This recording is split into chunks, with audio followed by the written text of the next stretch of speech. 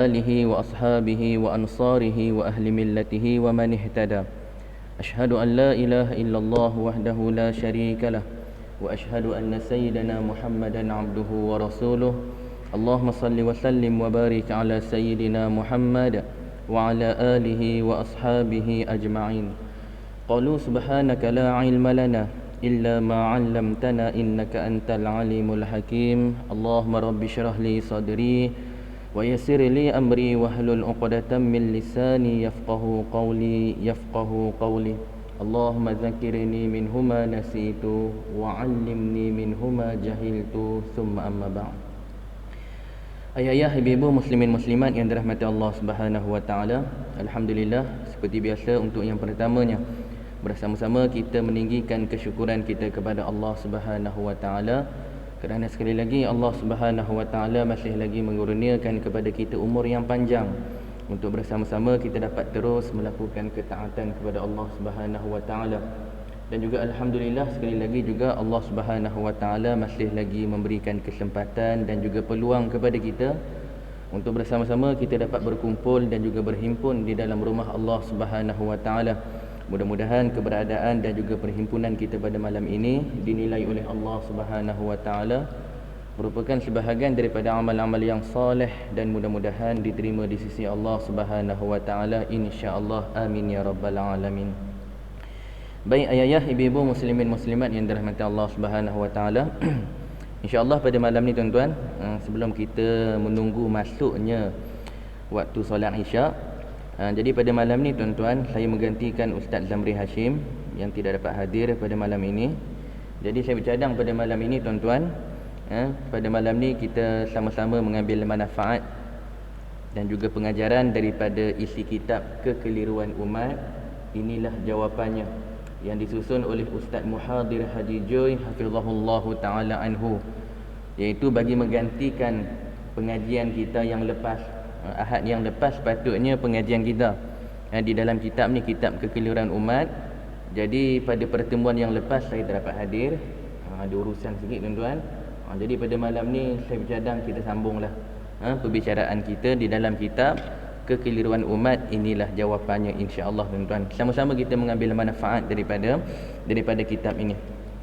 Baik, insya-Allah pada malam ni tuan-tuan kita sambung perbicaraan kita pada muka surat 150. Kita masih lagi pada bab yang ke-8, iaitu adalah bab yang membicarakan berkaitan dengan isu-isu fiqh, berkaitan dengan isu-isu fiqh. Pada pertemuan yang lepas, pada bulan yang lepas tuan-tuan, kita telah membicarakan berkaitan dengan apa hukum menyentuh kulit ataupun menyentuh perempuan yang ajnabi. Itu telah kita bicarakan pada pertemuan yang lepas. InsyaAllah pada malam ni kita sambung perbicaraan kita isu yang baru di antara perkara-perkara khilaf yang berlaku di kalangan para alim ulama, iaitu pada perkara yang kedua, iaitu adalah melafazkan niat ataupun talaffuz bin niyah sebelum kita memulakan solat. Baik tuan-tuan, di antara isu khilaf yang kita nak bicarakan pada malam ini tuan-tuan, yang ada sampai bergaduh pun ada tuan-tuan, iaitu adalah berkaitan dengan melafazkan niat sebelum kita angkat takbir tu. Dan ini menjadi amalan masyarakat kita tuan-tuan. Sebelum kita angkat takbir, tak kiralah imam ke makmum ke, kadang-kadang kita melafazkan niat, usolli fardhan maghribi salasa rakaatin ma'muman lillahi ta'ala, Allahu akbar. Itu biasa tuan-tuan, ini memang amalan masyarakat kita. Namun di situ ada sebahagian orang mempertikaikan amalan tersebut. Katanya amalan itu tidak ada daripada tunjuk ajar yang dilakukan oleh baginda Nabi SAW. Tak ada satu hadis pun kata perintah Nabi ataupun sunnah Nabi sebelum angkat takbir kena lafaz niat. Betul ke tak betul tuan-tuan? Jawapannya betul. Memang tidak ada dan bukanlah merupakan sunnah Nabi. Sebelum kita mengangkat takbir kita melafazkan niat. Jadi ini isu khilaf. Ada sebahagian setuju, ada sebahagian tak setuju. Siapa yang tak setuju berlapang dada. Siapa yang tak setuju berlapang dada. Kerana ini termasuk dalam isu khilaf. Baik, kita tengok di dalam kitab soalan. Melafazkan niat sebelum takbiratul ihram dianggap bid'ah dalalah oleh sebahagian setengah golongan. Apakah benar pandangan ini? Apakah pendapat ulama di dalam masalah ini? Jadi ada sebahagian orang yang tak setuju orang yang melafazkan niat tu sebelum akad takbir itu. Mereka mengatakan itu adalah bid'ah dalalah. Itu adalah perkara yang tak dibuat oleh Nabi SAW. Ataupun bahasa kampung kita, bahasa mudahnya tuan-tuan, siapa yang duk lafaz niat sebelum takbir itu berdosa. Ni kata dema lah. Berdosa. Bila berdosa, ahli neraka lah tuan-tuan. Lafaz niat pun jadi ahli neraka tuan-tuan. Jadi ada sebahagian golongan membid'ahkan amalan tersebut. Jadi adakah betul dakwaan tersebut? Adakah betul pandangan tersebut? Baik, kata mu'alif jawapan. Pandangan yang muktamad yang dipegang di dalam mazhab kita, mazhab Asy-Syafi'i, hukum kita melafazkan niat sebelum takbiratul ihram hukumnya adalah sunat. Melafazkan niat pada semua ibadah yang kita buat. Sama ada kita puasa, sunat kita melafazkan niat. Kita nak solat, sunat kita melafazkan niat. Kita nak buat haji, sunat kita melafazkan niat. Apa lagi tuan-tuan? Apa-apa saja yang ibadah lah tuan-tuan. Kita nak bayar zakat, kita bayar zakat pun kita baca niat tuan-tuan. Kita lafaz niat kita. Tak kira zakat fitrah ke, ataupun zakat-zakat yang lain tuan-tuan, kita pun melafazkan niat. Kerana pegangan di dalam mazhab kita, hukum dia adalah sunat walaupun Nabi tak buat. Walaupun Nabi tak buat. Apa alasan? Di sini muallif memberikan alasan kenapa di dalam mazhab kita hukum dia adalah sunat. Kerana ia dikiaskan kepada perbuatan Nabi, yang mana Nabi SAW bertalaffuz, yang mana Nabi SAW melafazkan niat ketika mana mengerjakan haji dan juga umrah. Begitu juga ketika mana berpuasa, dan juga begitu juga ketika mana Nabi SAW melakukan ibadah korban. Dan kata mu'alif, perlulah diketahui bahawa qiyas adalah salah satu sumber hukum dalam mengistinbatkan, dalam mengeluarkan hukum dalam mazhab Asy-Syafi'i. Rupanya tuan-tuan, di dalam mazhab kita mengharuskan ataupun membolehkan melafazkan niat dalam setiap ibadah yang kita lakukan adalah berdasarkan sumber hukum qiyas. Qiyasnya apa dia tuan-tuan? Analogi. Dalam hadis Nabi melafazkan niat pada 3 ibadah saja. Ketika mana haji dan umrah, ketika mana berpuasa, dan juga yang ketiganya ketika mana melakukan ibadah korban. Solat tak ada. Solat tak ada. Nabi tak melafazkan niat di dalam solat. Melafaz niat tu wajib tuan-tuan. Melafazkan niat tu Nabi tak buat. Boleh faham betul ni, faham tuan-tuan ni. Melafazkan niat, isu dia apa dia? Niat tu memang wajib tuan-tuan. Melafazkan niat tu Nabi tak buat. Tu ada sebahagian golongan mengatakan itu adalah bid'ah. Nabi tak buat, bermaksud kita pun tak boleh buat. Baik, isu ni kita membolehkan kerana mazhab kita mengharuskan amalan tersebut, kerana mengambil qiyas perbuatan Nabi SAW ketika mana Nabi SAW melakukan ibadah-ibadah yang lain seperti mana puasa. Satu ketika tuan-tuan yang dirahmati Allah Subhanahu wa taala, hadis yang diriwayatkan oleh Imam Muslim, ketika mana di dalam bulan Ramadan Rasulullah SAW masuk ke dalam rumah, bertanya kepada Sayyidatina Aisyah radhiyallahu anha, di rumah kita ni ada makan apa? Ada tak makanan-makanan yang ada di dalam rumah ni? Apa jawab Aisyah radhiyallahu anha? Tak ada. Tidak ada makanan. Lalu kata Nabi SAW, kalau begitu fa inni shaimun. Kalau macam tu aku puasa. Perkataan Nabi fa inni shaimun itu adalah lafaz niat. Yang mana sebelum tu Nabi tak lafaz niat. Nabi tak berniat untuk puasa.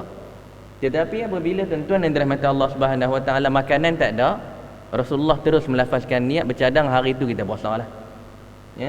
Dengan Nabi melafazkan fa inni shaimun. Kalau begitu aku berpuasa. Berdasarkan dalil tadi tuan-tuan, berdasarkan kepada peristiwa tadi, ulama mengambil qiyas. Walaupun ibadah puasa, termasuk juga ibadah-ibadah yang lain juga boleh melafazkan niat, tuan-tuan yang dirahmati Allah Subhanahu wa taala. Itu yang dimaksudkan dengan qiyas, tuan-tuan. Mengambil qiyas kepada ibadah yang lain yang dilakukan oleh Nabi SAW, dalam melafazkan niat dalam semua ibadah boleh, tuan-tuan. Cuma isu di sini, tuan-tuan yang dirahmati Allah Subhanahu wa taala, kenapa sebahagian daripada orang ni, tuan-tuan, dia melafazkan niat dalam solat. Kita ambil contoh solat, tuan-tuan. Kenapa orang melafazkan niat di dalam solat? Kenapa, tuan-tuan?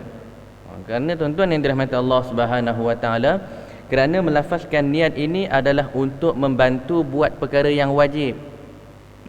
Buat perkara yang wajib dalam solat, tuan-tuan. Niat ni dihukum dia adalah wajib, dia rukun. Dia rukun. Waktu bila kena lafaz niat, tuan-tuan, ketika mana kita melafazkan takbir Allahu Akbar, kena masuk 3 benda.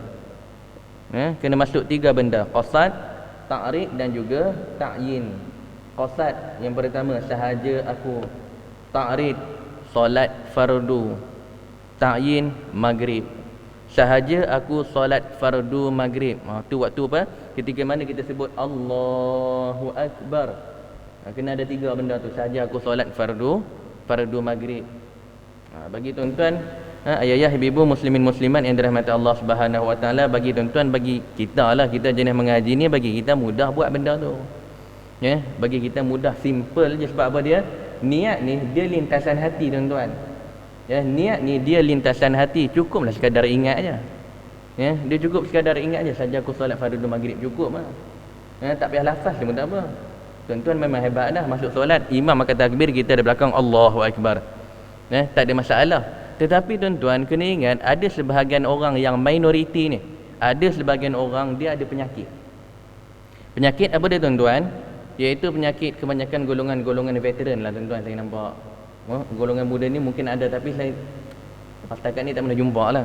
Tapi banyak golongan-golongan veteran ni, tuan-tuan yang dirahmati Allah Subhanahu wa taala, mungkinlah kot, tuan-tuan, mungkinlah dulu-dulu waktu kecil-kecil dulu dia mengaji di sekolah, cara nak melafazkan niat, baca dalam buku, sahaja aku solat fardu maghrib 3 rakaat, ikut imam, menghadap kiblat kerana Allah Subhanahu wa taala. Tuan-tuan, tu nak sebut dalam Allahu Akbar, tuan-tuan, nak kena niat, tuan-tuan. Tumpah, tuan-tuan. Susah, tuan-tuan. Mungkin dia mengaji macam tu, tuan-tuan, jadi dia jadi susah nak buat. Itu yang sampai 3-4 kali angkat takbir, tak masuk-masuk lagi niat, tuan-tuan. Jadi akhirnya apa, tuan-tuan? Akhirnya datang satu penyakit disebutkan sebagai penyakit was-was. Penyakit dia tak yakin, tak niat lagi ni. Walaupun dah Allahu Akbar, Allahu Akbar, rasa tak masuk niat lagi ni. Dia ulang lagi, ulang lagi, tuan-tuan. Tuan-tuan mungkin tak ada penyakit ni, tapi setengah orang, tuan-tuan yang dirahmati Allah Subhanahu wa taala, dia ada penyakit ni. Dia ada penyakit, dia itu dah ada penyakit was-was, ataupun bahasa mudah lagi, dia ada penyakit dia tak yakin, tuan-tuan. Dia tak yakin solat dia tu niat dah masuk ke tak masuk. Itu yang setiap kali solat, tuan-tuan, dia berulang-ulang kali angkat takbir. Ada tak, tuan-tuan? Ada. Ada manusia yang terkena penyakit ni, tuan-tuan, disebutkan sebagai penyakit was-was.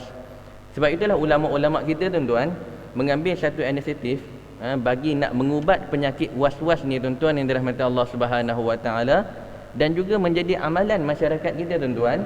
Sebelum kita solat, perasan tak, tuan-tuan, kadang-kadang amalan ni kebanyakan orang tua-tua lah buat. Sebelum angkat takbir, dia baca surah An-Nas.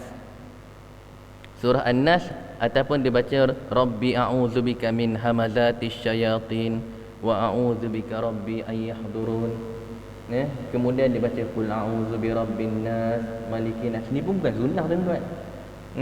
Tapi ulama ajar pada sebelum solat ni minta lindung kepada Allah Subhanahu wa taala. Surah An-Nas ni, tuan-tuan, dia adalah termasuk dalam surah Al-Mu'awwizatan, 2 surah pelindung, yang mana Nabi SAW selalu baca setiap kali sebelum tidur, tuan-tuan. Rasulullah baca 2 surah ni, minta berlindung kepada Allah Subhanahu wa taala daripada apa, tuan-tuan? Surah Al-Falaq minta jauh daripada kejahatan musuh berbentuk luaran. Surah An-Nas minta berlindung kepada Allah Subhanahu Wa Taala daripada musuh yang berbentuk dalaman. Sebab itulah ulama ajar surah An-Nas ni tuan-tuan, sebelum kata takbir baca tuan-tuan. Ya, baca. Nak berlindung kepada Allah Subhanahu Wa Taala daripada musuh dalaman. Siapa dia tuan-tuan? Allazi yuwaswisu fi sudurin nas. Siapa dia? Iaitu adalah setan, jin dan juga setan tuan-tuan. Datang duk tiup kat telinga kita, datang duk bisik kat telinga kita. Takbir itu tak masuk lagi tu. Jadi menyebabkan apa dia? Dia terganggu tuan-tuan. Dia terganggu, menyebabkan dia rasa dia tak yakin dia angkat takbir. Sampai tu tuan-tuan yang dirahmati Allah Subhanahu Wa Taala, berulang-ulang kali dia angkat takbir tuan-tuan. Ni setengah orang tuan-tuan. Dia ada penyakit was-was. Penyakit was-was ni tuan-tuan, ibu-ibu yang dirahmati Allah Subhanahu Wa Taala, dia bukan waktu solat saja. Mana-mana ibadah pun syaitan hidup kacau. Dia bukan waktu solat aja. Bahkan tuan-tuan, ada juga tuan-tuan orang nak berwuduk ni pun kadang-kadang dia tak yakin. Ni pun ada juga tuan-tuan. Orang berwuduk pun tuan-tuan yang dirahmati Allah Subhanahu Wa Taala, dia tak yakin. Kadang-kadang kita tengok dia ni berwuduk ke, dia ni mandi ni. Kadang sampai lenjun baju tuan-tuan. Dia ni nak berwuduk ke nak mandi dia ni. Sebab dia tak yakin tuan-tuan. Kalau rambut tu tuan-tuan dia basuh semua rambut tu macam mandi tuan-tuan, dia basuh perut. Sebab apa dia? Ni jenis ada yang penyakit was-was. Sebab itulah ulama berikan inisiatif, di antaranya banyak jalan. Antaranya sebelum tuan-tuan yang dirahmati Allah Subhanahu Wa Taala, sebelum angkat takbir lafaz niat. Sebab apa dia? Nak bantu perkara yang wajib. Ketika mana takbir nak kena lafaz, nak kena ada niat. Niat rukun di dalam solat. Rukun qalbi. Kena ada. Tapi nak membantu niat tersebut adalah dengan melafazkan niat tuan-tuan. Melafazkan niat. Ni jalan yang pertama. Ada juga jalan yang kedua, ulama menyebutkan apa dia? Berlindung kepada Allah Subhanahu Wa Taala. Amal surah An-Nas, baca sebelum angkat takbir. Ini pun bukan sunnah juga. Baca surah An-Nas. Ada juga jalan yang ketiga tuan-tuan yang dirahmati Allah Subhanahu Wa Taala. Ini juga tuan-tuan dulu saya dapat ijazah juga. Tapi tak apalah tuan-tuan. Bagi tahulah pada siapa-siapa kawan-kawan yang jenis ada penyakit was-was ni tuan-tuan, boleh juga amal. Ini juga antara sebahagian daripada amalan ulama-ulama bagi nak mengelak penyakit was-was. Di antaranya juga disebutkan iaitu adalah Syekh An-Nawawi Al-Bintani di dalam kitab Nihayatuz Zin. Ada dia sebut juga amalan ni. Iaitu amalan dia pada tuan-tuan, iaitu adalah amalan nak buang penyakit was-was ni tuan-tuan. Nak buang penyakit was-was. Di antara amalan tersebut tuan-tuan yang dirahmati Allah Subhanahu Wa Taala, kata beliau, iaitu tangan kanan ni tuan-tuan, ni amalan tuan-tuan. Amalan orang soleh. Ni juga bukan sunnah. Ni amalan orang soleh. Ni saya sebut ni jalan yang ketiga nak buang penyakit ni tuan-tuan. Iaitu apa dia? Tangan kanan ni tuan-tuan, iaitu adalah letak di dada. Letak di dada sambil berzikir kepada Allah Subhanahu Wa Taala. Subhana rabbiyal malikil qudusil khallaqil fa'al 7 kali. Subhana rabbiyal malikil qudusil khallaqil fa'al 7 kali tuan-tuan. Letak tangan di dada. Kemudian habis 7 kali tuan-tuan yang dirahmati Allah Subhanahu Wa Taala dengan zikir tadi, kemudian sambung membaca 2 daripada ayat Al-Quran di dalam surah Fatir, ayat yang ke-16 dan juga ayat yang ke-17. Iyasha' yudhibukum wa ya'ti bi khalqin jadid wa ma dzalika 'ala Allahi bi'aziz. Sekali. Ini amalan tuan-tuan saya sebut ni.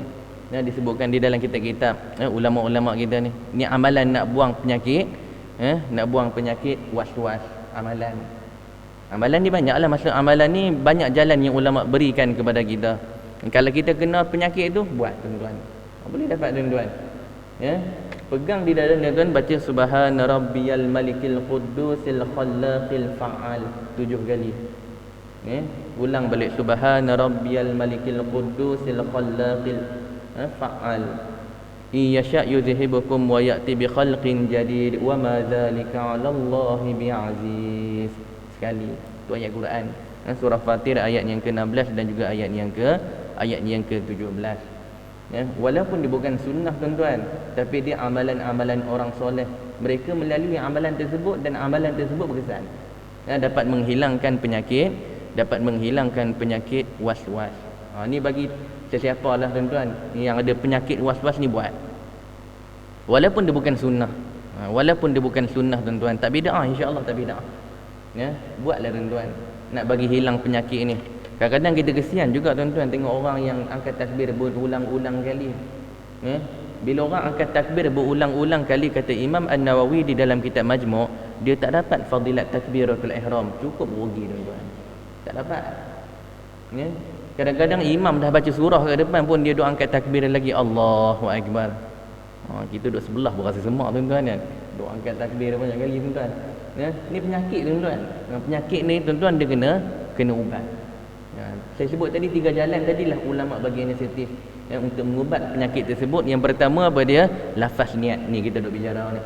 Yang kedua, amalkan surah An-Nas. Baca surah An-Nas sebelum kita melakukan sesuatu ibadah. Tak kiralah solat ke, puasa ke, apa-apa ibadah yang lain tuan-tuan. Termasuklah tadi amalan para alim ulama, zikir tadi yang dibawa oleh Syekh An-Nawawi Al-Bintani di dalam kitab Nihayatul Zin. Di antara amalan ulama bagi menghilangkan penyakit was-was. Boleh tuan-tuan. Walaupun dia bukan sunnah, saya sebut sekali lagi, tetapi dia adalah jalan yang baik, ataupun bahasa kita sebut sebagai bid'ah yang hasanah. Sesuatu perbuatan yang Nabi tak buat tapi dia bagus. Sebab apa dia bagus? Dan juga dapat pahala kerana jalan tersebut menyampaikan kepada yang wajib. Niat tu wajib. Melafazkan niat walaupun Nabi tak buat, tapi dia mampu mencapai kepada niat di dalam solat, hukum dia adalah harus, boleh, tak ada masalah tuan-tuan. Boleh tak tuan-tuan? Itu dalil yang kita sebut tadi. Dalil ketika mana Rasulullah sallallahu alaihi wasallam bertanyakan kepada Aisyah, adakah lagi makanan di rumah? Kata Aisyah radhiyallahu anha, ma indana syai'un. Tak ada apa dah dalam rumah ni. Kata Nabi sallallahu alaihi wasallam, fa inni shaim. Ulama mengambil perkataan sebutan Nabi tadi, fa inni shaim, itulah lafaz niat. Melafazkan niat. Melafazkan niat dalam setiap ibadah. Baik tuan-tuan yang dirahmati Allah Subhanahu wa taala. Kemudian kita tengok pandangan-pandangan mazhab, 4 mazhab berkaitan melafazkan niat di dalam solat. Kita tengok sedikit pandangan ulama. Pandangan yang pertama iaitu adalah pandangan bagi mazhab Hanafi. Bagi mazhab Hanafi mengatakan, mengambil pandangan hukumnya adalah bid'ah masnunah, iaitu adalah satu perbuatan yang Nabi tak buat tapi dia adalah sunat kita buat. Sunat juga tuan-tuan. Dia adalah sunat dan juga dipandang sebagai istihsan, sesuatu yang baik untuk menolak was-was di dalam ibadah. Bagi mazhab Hanafi hukum dia adalah bid'ah masnunah, bid'ah yang sunat. Kemudian bagi mazhab Maliki hukumnya iaitu adalah sunat bagi mereka yang was-was dan khilaf bagi mereka yang tidak was-was. Bagi mazhab Maliki, hukum melafazkan niat boleh hanya untuk yang ada penyakit je, penyakit was-was ni. Bagi orang yang tak ada penyakit, yang normal macam tuan-tuan, main solat angkat takbir Allahu Akbar, hukum dia pada tuan-tuan, hukum dia adalah khilaf. Masuk khilaf ni lebih baik maksudnya kita sebut di sini makruh lah kalau buat. Benda tu tak jadi keperluan pun pada kita sebab kita tak ada penyakit. Bagi mazhab Maliki, hukum dia adalah makruh. Sebab dia menyalahi sunnah. Itu bagi mazhab Maliki. Kemudian bagi mazhab Hambali tuan-tuan yang dirahmati Allah Subhanahu wa taala, hukumnya iaitu adalah sunat, boleh buat. Tak ada masalah. Jadi isu ini termasuklah sebahagian daripada isu khilafiyah. Bermaksud kalau kita melihat ada orang yang melafazkan niat, tuan-tuan yang dirahmati Allah Subhanahu wa taala, kita raikan. Kerana ada ulama yang membenarkan melafazkan niat di dalam solat. Bukan di dalam solat, masih belum solat lagi, di luar solat ni boleh tuan-tuan. Tak ada masalah. Begitu juga dengan ibadah-ibadah yang lain. Baik, selesai pada perkara yang kedua. Isu yang kita bahaskan pada malam ini iaitu adalah melafazkan niat sebelum memulakan solat. Kemudian kita tengok pula isu yang seterusnya, iaitu adalah meletakkan tangan selepas takbiratul ihram. Tapi bab ni tak bergaduh tuan-tuan. Bab ni orang tak bergaduh pun. Cuma termasuk dalam isu khilaf juga. Soalan kata muallif, di manakah tangan yang sunnahnya, yang afdalnya diletakkan ketika mana takbiratul ihram? Baik tuan-tuan, mengangkat tangan ni ketika mana takbiratul ihram, kita katakan Allahu Akbar, angkat tu sunat, tak wajib. Ya. Letak ni pun dia sunat. Ya, dia bukan wajib. Ya. Kalau tuan-tuan tengok tiba-tiba tuan-tuan berhadapan dengan seorang imam, tiba-tiba imam Allahu Akbar, tangan pun tak angkat. Tuan-tuan nak buat apa? Jangan tunggu. Tunggu bila imam nak angkat tangan kan. Dengan setengah kita ni tengok imam angkat tangan pun tak angkat tangan. Angkat tangan tu hukum dia sunat, dia bukan rukun. Ya, yang rukun tu sebut tu Allahu Akbar, tu rukun. Mengangkat tangan ni dalam solat ni, angkat tangan dan juga meletak tangan ni hukum dia sunat. Maksud sunat apa dia tuan-tuan? Maksud sunat nak buat, tak nak buat, rugilah. Ya. Walaupun tak berdosa, walaupun sah solat, tapi rugilah sebab dia meninggalkan perkara yang Nabi, meninggalkan perkara yang Nabi buat setiap kali solat. Boleh tuan-tuan. Cuma isu khilaf yang kita nak bicarakan di sini, selepas angkat takbir, tangan tu letak di mana?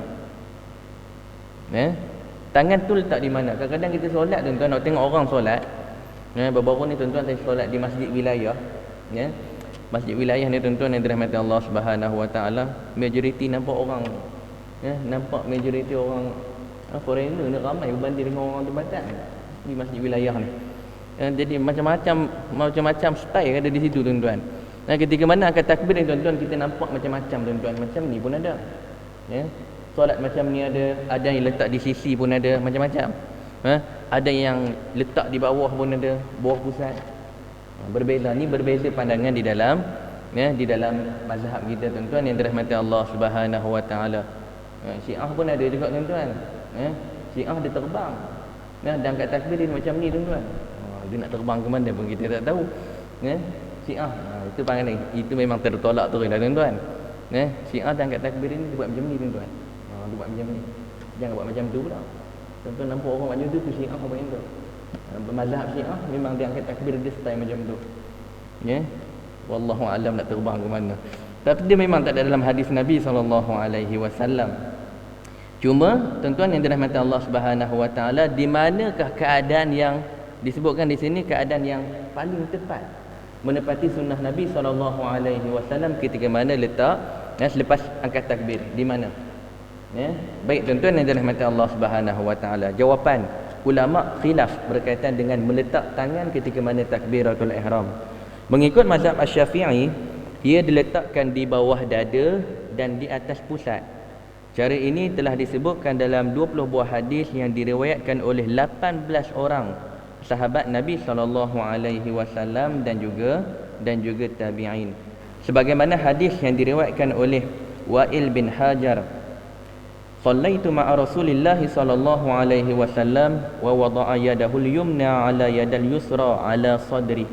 Aku solat, kata sahabat Nabi ni, Wa'il bin Hajar ni, dia mengatakan aku solat bersama dengan Nabi sallallahu alaihi wasallam dan baginda meletakkan tangannya di atas tangan kirinya di bawah sekitar dada Nabi sallallahu alaihi wasallam. Baik tuan-tuan yang dirahmati Allah Subhanahu Wa Taala, saya ringkaslah tuan-tuan. Saya ringkas bagi pandangan empat mazhab tuan-tuan. Bagi pandangan empat mazhab, mazhab Hanafi, mazhab Hanafi ni tuan-tuan boleh tengok bagi yang pergi melancong ke Iran, ke Syria, India, Bangladesh, Pakistan, ni semua mazhab Hanafi ni tuan-tuan. Solat mereka ketika mana selepas angkat takbir, tangan letak kat mana tuan-tuan? Tangan letak di bawah pusat. Di bawah pusat. Bukan kat bebet tuan-tuan. Bawah pusat tuan-tuan, betul bawah pusat. Bawah pusat atas bebet. Atas balik sulit tu. Bukan tutup perut tu. Tu yang sunnahnya. Di bawah pusat. Itu bagi mazhab Hanafi. Bagi mazhab Maliki tuan-tuan yang dirahmati Allah Subhanahu Wa Taala, iaitu adalah melepaskan ke kanan, dia melepaskan terus. Ada orang kata macam orang malas dulu lah kan.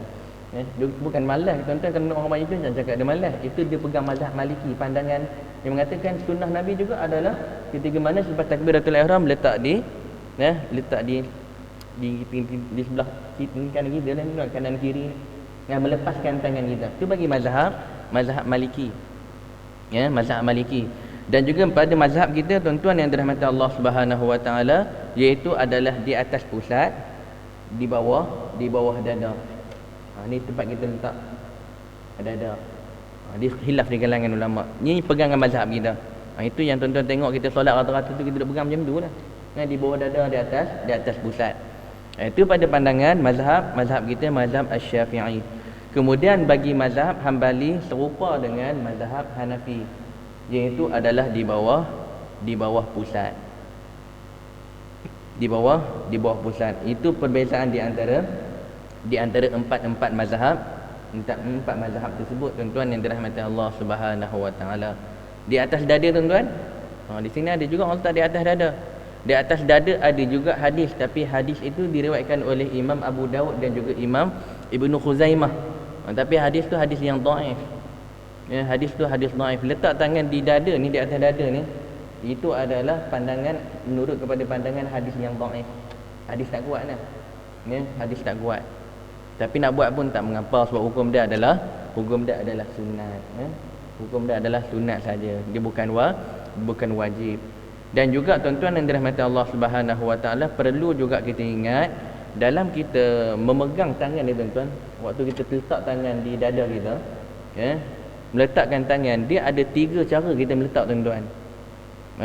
Yang sunnah Nabi SAW yang tepat tuan-tuan, dia ada 3. Tuan-tuan boleh pilih di antara salah satu daripada 3 dalam meletakkan tangan.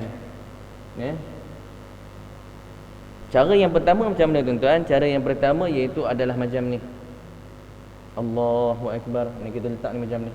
Boleh tuan-tuan. Macam ni boleh. Ni pandangan yang pertama. Pandangan yang kedua yang biasa kita buat, iaitu kita pegang pada pergelangan tangan. Ni cara yang kedua. Berapa minit? 2 minit. Itu cara yang kedua. Dan cara yang ketiga tuan-tuan, cara yang ketiga iaitu adalah memegang lengan macam ni. Ni pun boleh. Lalu siapa buat macam ni? Budak-budak. Budak-budak selalu dah solat macam ni, dia pegang sini terus. Dia pegang. Boleh nampak tuan-tuan? Ni 3 cara. 3 cara ni tuan-tuan yang dirahmati Allah Subhanahu wa taala, menepati sunnah Nabi SAW, boleh buat. Boleh buat. Maksudnya kena pegang elok-elok lah. Pegang elok. Maksudnya tangan kanan pegang pada tangan kiri. Kalau tangan kiri pegang tangan kanan, hukum dia makruh menyalahi sunnah. Hukum dia makruh menyalahi sunnah. Itu 3 cara tuan-tuan dalam memegang tangan ketika mana kita meletak tangan di dada kita. Boleh tuan-tuan?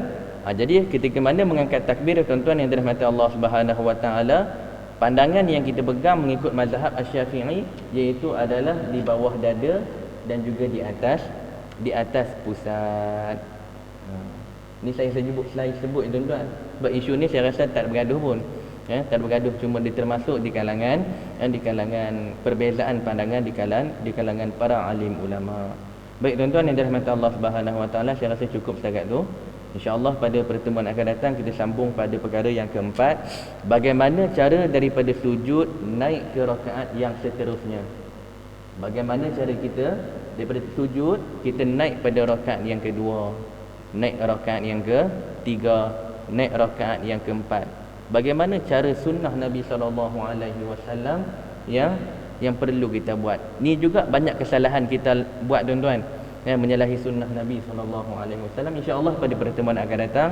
Saya rasa cukup setakat itu pertemuan kita pada malam ini. Mudah-mudahan Allah Subhanahu wa taala kurniakan rezeki kefahaman beragama kepada kita, dan juga mudah-mudahan diberikan kekuatan untuk beramal dengan sunnah Nabi SAW. Aqulu qawli hadza wa astaghfirullahal azim li wa lakum. Assalamualaikum warahmatullahi taala wabarakatuh.